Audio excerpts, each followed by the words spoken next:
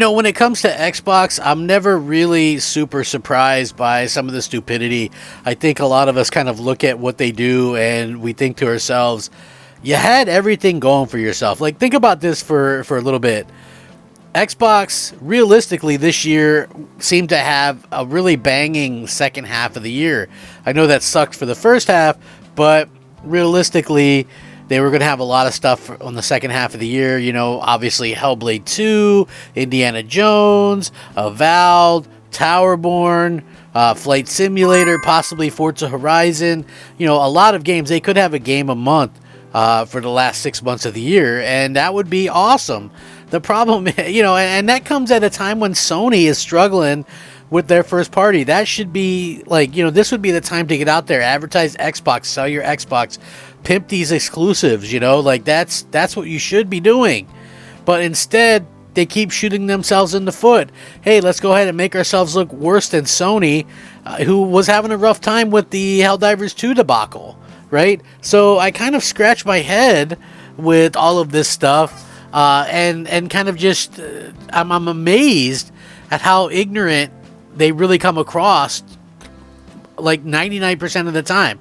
It's really unfortunate, to say the least, and when we look at things from the outside and we look at how bad they handle things, like, listen, Matt Booty, this guy is so stupid that he doesn't know his own studios. And I've mentioned that before. Like, he closed down the studios and got the names wrong in his email.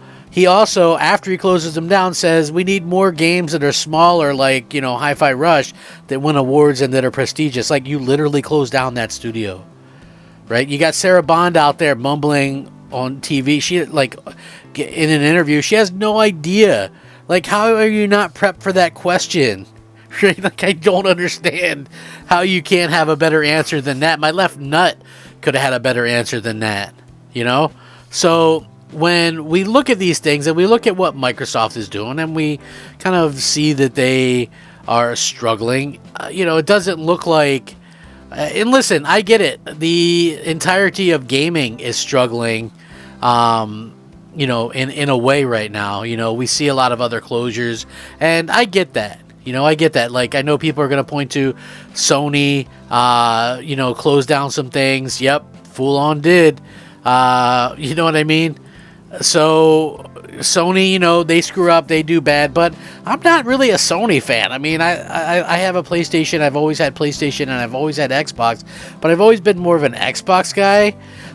So I'm not going to sit there and really care as much about PlayStation. I know that sounds hypocritical or whatever, but when you have the kind of collection that I have, and it's mostly Xbox, and it's thousands upon thousands of dollars, you start to see why I'm a little bit more vested in what Microsoft chooses to do. So they shoot themselves in the foot, and I know people would go, well, they're a $3 trillion company. I think they know what they're doing.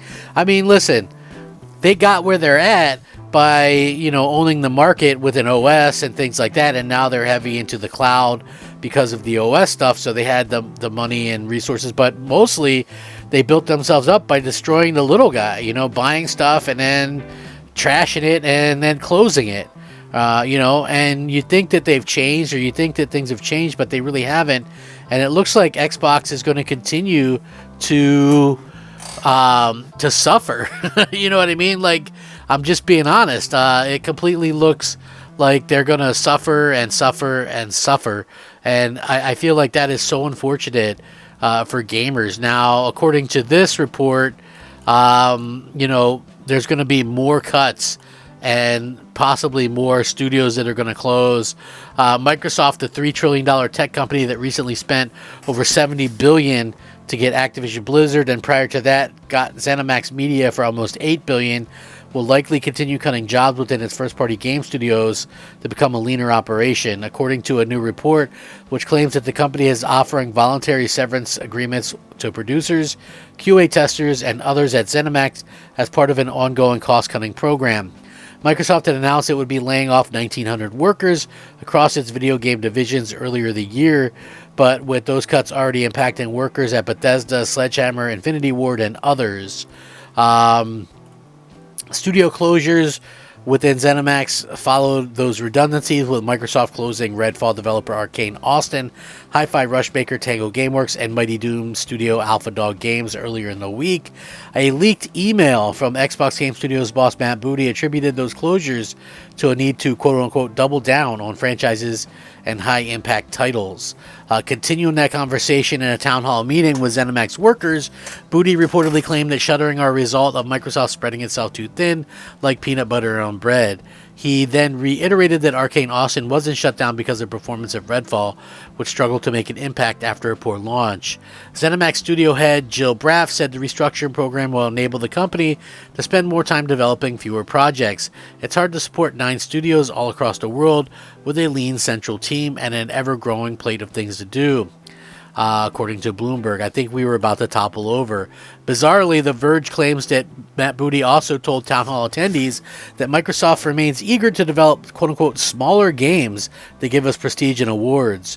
Projects, you might say, like those created by Japanese developer Tango Gameworks themselves, which won numerous accolades for its work on Hi-Fi Rush. In another report, The Verge stated that there is uncertainty within Microsoft as to whether Call of Duty would be bundled into Game Pass, but it does seem like maybe Sarah Bond confirmed that it would be, kind of saying that everything first party would be in Game Pass day one.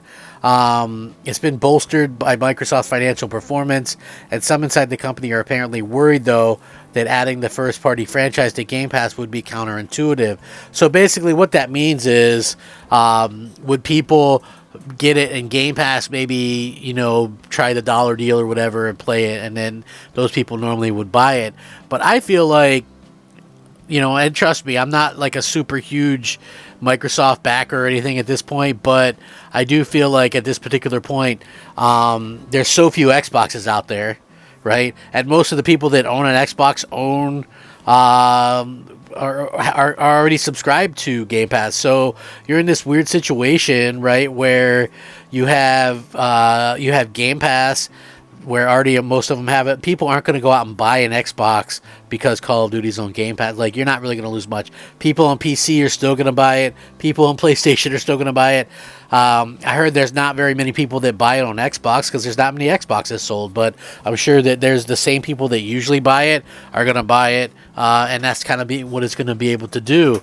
When you look at it, though, like, Xbox would have been down year on year 5% had it not been for the Activision stuff. And I know people will throw up Activision and go, well, yeah, but they have Activision, yeah, they have Activision, but being a third party publisher is a lot different than a company with that actually has hardware to sell. So again, they're expecting more closures of studios, more layoffs, and probably more game cancellations. Believe it or not, that's the thing that we haven't really seen. They're not reporting on it, but clearly there's been games that are canceled, and there's going to be more studios that close. This puts everyone in risk, in my opinion. I think Ninja Theory is a huge risk of being closed. But anyway, let me know what you guys think. I appreciate it. Rack 'em up. Crap Gamer out.